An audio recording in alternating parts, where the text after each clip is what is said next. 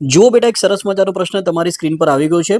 શું કહે છે આ રકમ કે 0.3 ની વ્યસ્ત સંખ્યા ખાલી જગ્યા છે. હવે અગાઉ પણ એક આવો પ્રશ્ન મેં તમને શીખવાડેલો છે. 0.3 હવે આની વ્યસ્ત સંખ્યા શોધવી છે ઓપ્શન પ્રમાણે. તો આપણે પહેલા શું કરીએ, આ દશાંશ અપૂર્ણાંકને સાદા અપૂર્ણાંકમાં કન્વર્ટ કરીએ. તો 0.3 ને સાદા અપૂર્ણાંકમાં કન્વર્ટ કરીએ તો શું લખી શકાય બેટા? 3/10 લખાય. પોઈન્ટ પછી જેટલા અંક છેદમાં એકની પાછળ એટલા 0 હોવા જોઈએ. તો 0.10 ને સાદા અપૂર્ણાંકમાં શું લખાશે? 3/10. હવે આ 3/10 જે સંખ્યા છે અંશ અને છેદ સ્વરૂપે, એને તમે સરળતાથી વ્યસ્તમાં ફેરવી શકશો. વ્યસ્તમાં શું નિયમ યાદ રાખવાનો છે કે અંશ છેદની જગ્યાએ જતો રહેશે અને છેદ ક્યાં આવી જશે? અંશની જગ્યાએ. તો 3/10 ની વ્યસ્ત સંખ્યા બેટા શું થાય? 10/3. એટલે કે આપેલા પ્રશ્નનો રાઈટ આન્સર થશે ઓપ્શન ડી.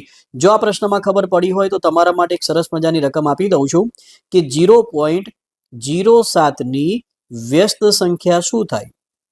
0.07 ની વ્યસ્ત સંખ્યા શું થશે? એનો જવાબ દરેક વિદ્યાર્થી મને કોમેન્ટ બોક્સમાં આપવાનો રહેશે. જો બેટા વિડીયો પસંદ આવ્યો હોય તો લાઈક કરો, તમારા મિત્રો સાથે તેને શેર પણ કરો, અને જો ચેનલ સાથે જોડાયેલા નથી તો અત્યારે ચેનલને સબસ્ક્રાઇબ કરી લો કે જેથી આવા સરસ મજાના વિડીયોનો તમને અભ્યાસ કરવા મળે. તો ફરી મળીશું એક નવા વિડીયો સાથે. ત્યાં સુધી દરેકને જય હિન્દ, જય ભારત.